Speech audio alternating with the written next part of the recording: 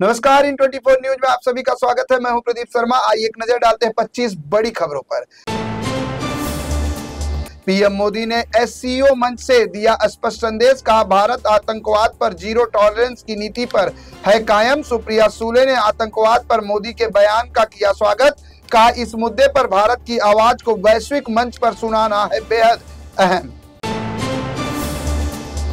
Voter अधिकार यात्रा में शिवसेना यूबीटी के सांसद संजय राउत हुए शामिल। संजय राउत ने इस दौरान बीजेपी पर वोट चोरी का लगाया आरोप, कहा वोट चोरों के सदर में चीन में है बैठे, चीन तक जानी चाहिए क्रांति की आवाज।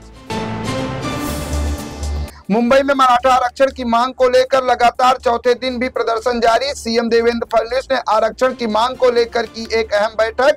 मुख्यमंत्री की इस बैठक में दोनों उप मुख्यमंत्री, शिंदे समिति के अध्यक्ष, सेवानिवृत्त न्यायमूर्ति संदीप शिंदे भी थे शामिल। मनोज जारंगे पाटिल ने मराठा आरक्षण की मांग को लेकर मुंबई में आमरण अनशन किया शुरू। उनके स्वास्थ्य में लगातार आ रही है गिरावट, उन्होंने पानी पीने से भी किया इनकार। डॉक्टर की टीम ने मनोज जारंगे के स्वास्थ्य की जांच। केंद्रीय मंत्री नितिन गडकरी ने धार्मिक कार्यों से नेताओं और मंत्रियों को दूर रहने की दी सलाह। उन्होंने नागपुर में कहा धर्म काज में मंत्री नेताओं को रखें दूर, धर्म की आड़ में राजनीति समाज के लिए है नुकसानदायक। मराठा आरक्षण आंदोलन के चलते सीएसएमटी पर बढ़ाई गई सुरक्षा। आजाद मैदान में धरने पर बैठे हजारों प्रदर्शनकारी, ट्रैफिक व्यवस्था पूरी तरह से हुआ ध्वस्त। लोगों को जरूरी होने पर घर से निकलने की गई है अपील। मुंबई में 5वें दिन भक्तों ने 17,106 मूर्तियों का धूमधाम से किया विसर्जन। इसमें 275 सार्वजनिक गणेश मूर्तियां, 15 हरतालिका मूर्तियां और 16,816 घरेलू मूर्तियां थी शामिल। विसर्जन के लिए 275 से अधिक कृत्रिम तालाबों की गई थी उचित व्यवस्था। चीन के तियानजिन में आयोजित एससीओ शिखर सम्मेलन में पीएम मोदी और रूस के राष्ट्रपति व्लादिमीर पुतिन के साथ 40 मिनट तक हुई बातचीत। दोनों नेताओं ने वैश्विक चुनौतियों समेत कई अहम पहलुओं पर की चर्चा। एससीओ समिट में प्रधानमंत्री नरेंद्र मोदी ने पहलगाम घटना का किया जिक्र। आतंकवाद पर पीएम ने बोला कड़ा हमला। पीएम के इस कड़े रुख के बाद सदस्य देशों ने भी इस मुद्दे पर एकजुटता दिखाते हुए जारी किया घोषणा पत्र। प्रधानमंत्री नरेंद्र मोदी जापान और चीन की यात्रा पूरी करने के बाद भारत के लिए हुए रवाना। जापान में पीएम मोदी ने 15वें भारत जापान वार्षिक शिखर सम्मेलन में लिया हिस्सा और चीन के संघाई सहयोग संगठन शिखर सम्मेलन में भी हुए शामिल।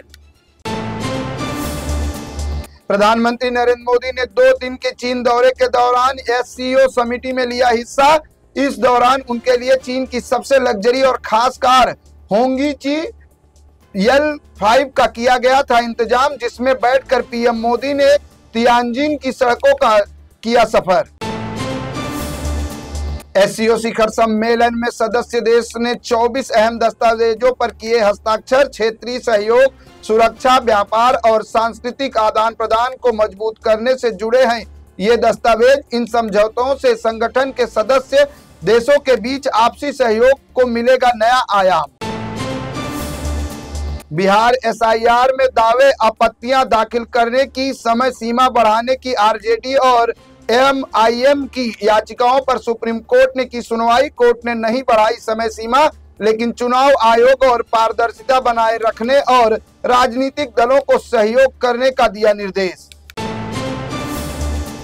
उत्तर प्रदेश में चलाया जा रहा है नो हेलमेट नो फ्यूल अभियान, जो 30 सितंबर तक चलाया जाएगा। यूपी में जीवन रक्षा सबकी सुरक्षा के लिए यह है बड़ी पहल। जिला सड़क सुरक्षा समिति के समन्वय से चलाया जा रहा है विशेष अभियान। कांग्रेस नेता राहुल गांधी, आरजेडी के नेता तेजस्वी यादव और इंडिया गठबंधन के कई अन्य नेताओं ने वोटर अधिकार यात्रा का पटना में निकाला मोर्चा। इस दौरान विपक्ष ने वोट चोर गद्दी छोड़ का दिया नारा। राहुल गांधी ने वोट चोर को अधिकार, आरक्षण, रोजगार, शिक्षा और लोकतंत्र की चोरी बताया। कांग्रेस नेता राहुल गांधी ने वोट अधिकार यात्रा की समापन रैली में कहा, महादेवपुरा में जब वोट चोरी की सच्चाई का किया था पर्दाफाश, तब गिराया गया था एटम बम, लेकिन अब हाइड्रोजन बम आने वाला है। हाइड्रोजन बम के बाद मोदी जी इस देश को नहीं दिखा पाएंगे चेहरा। गृह मंत्री अमित शाह ने जम्मू कश्मीर का किया दौरा। इस दौरान उन्होंने बाढ़ प्रभावित इलाकों का लिया हवाई जायजा और बाढ़ से प्रभावित लोगों से की बातचीत। वहीं उन्होंने जम्मू कश्मीर में बाढ़ राहत उपायों पर की एक उच्च स्तरीय बैठक की अध्यक्षता। यूपी के बुलंदशहर से हैरान कर देने वाली घटना आई सामने, जहां किराना दुकानदार को मिला 141 करोड़ रुपए का टैक्स नोटिस। दुकानदार ने लगाया आरोप, दिल्ली में 6 कंपनियां स्थापित करने के लिए उनके पैन कार्ड का किया गया दुरुपयोग। पुलिस ने मामला दर्ज कर जांच की शुरू। मध्य प्रदेश के कांग्रेस अध्यक्ष जीतू पटवारी के काफिले पर धाकड़ समुदाय के कुछ लोगों ने किया हमला। आरोपियों ने दिखाए काले झंडे और काफिले में शामिल एक कार को तोड़ा शीशा। पटवारी के ऊपर समुदाय के खिलाफ आपत्तिजनक टिप्पणी करने का है आरोप। मध्य प्रदेश में मुख्यमंत्री निवास में वैदिक घड़ी का किया गया लोकार्पण। मुख्यमंत्री डॉक्टर मोहन यादव ने इस वैदिक घड़ी का किया अनावरण। यह घड़ी केवल समय नहीं बताएगी, बल्कि वैदिक काल गणना के अनुसार राशि, विक्रम संवत और ग्रहों की स्थिति का भी कराएगी ज्ञान। गौतम अडानी की कंपनी अब बनाएगी fighter jets. Adani defence and aerospace ने रक्षा मंत्रालय के advance medium combat aircraft programme में की अपनी भागीदारी की पुष्टि, जो भारत की प्रमुख 5वीं पीढ़ी की है स्टील्थ लड़ाकू विमान परियोजना। कांग्रेस नेता पवन खेड़ा ने पटना में बड़ा आरोप लगाते हुए कहा, एनडीए पिछले 10 सालों से सत्ता में बने रहने के लिए कर रहा है वोट चोरी। उन्होंने किया दावा कि जिन चुनावों में विपक्ष की जीत होती है संभावना, वहां एनडीए धांधली कर अपने पक्ष में कर लेता है परिणाम। उत्तराखंड, हिमाचल प्रदेश, बिहार, यूपी, एमपी और दिल्ली एनसीआर सहित कई राज्यों में भारी बारिश से जनजीवन हुआ प्रभावित। मैदानी इलाकों में लगातार बारिश से बाढ़ जैसे बने हैं हालात। मौसम विभाग ने कई राज्यों के लिए अलर्ट किया है जारी।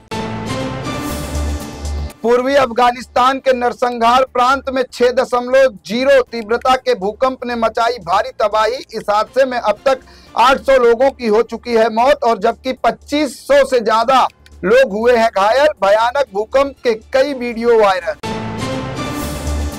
अफगानिस्तान में आए भूकंप की घटना पर प्रधानमंत्री मोदी ने मृतकों के परिवार के प्रति जताया दुख। पीएम मोदी ने सोशल मीडिया पर पोस्ट करते हुए कहा, भूकंप में हुई जान माल की हानि से हूं बहुत दुखी। इस मुश्किल समय में भारत की संवेदनाएं पीड़ित परिवारों के हैं साथ। मेरे साथ बस इतना ही। अन्य ताजा तरीन खबरों के लिए देखते रहे इन24 न्यूज। इन24 न्यूज को सोशल मीडिया के प्लेटफॉर्म यूट्यूब, इंस्टाग्राम, फेसबुक और एक्स पर लाइक करना, सब्सक्राइब करना, फॉलो करना बिल्कुल न भूलें।